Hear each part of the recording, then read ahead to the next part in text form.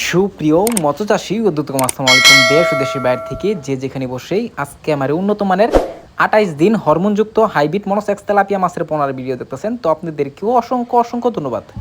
তো চাষি ভাইরা, অনেকে 28 দিন হরমোনযুক্ত হাইব্রিড মনোসেক্স তেলাপিয়া মাছ খুঁজছেন, পাচ্ছেন না, তো অবশ্যই আমাদের থেকে নিয়ে চাষ করতে পারবেন।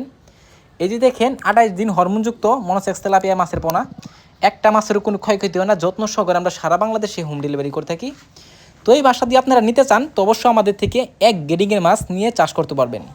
দেখেন কত সুন্দর লাগতেছে হাইব্রিড মনোসেক্স তেলাপিয়া মাছের পোনা। তো এই মাছটা আপনারা চাইলেও মিক্সড চাষে করতে পারেন, আপনারা চাইলে এককভাবে করতে পারবেন। তো আজকে আমাদের প্রায় 20,000 পরিমাণ ডেলিভারি আছে।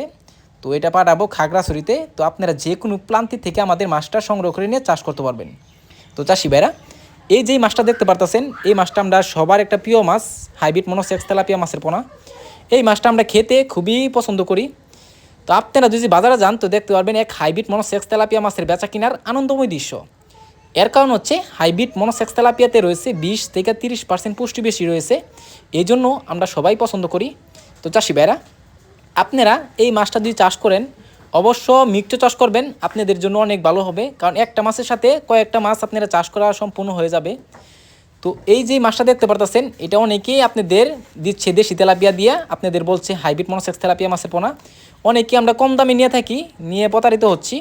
তো অবশ্য আপনারা যদি মাছটা নেন তো অবশ্যই দেখে শুনে ক্রয় করবেন, আমাদের থেকে নিলে অবশ্য আপনারা গ্যারান্টি পাবেন।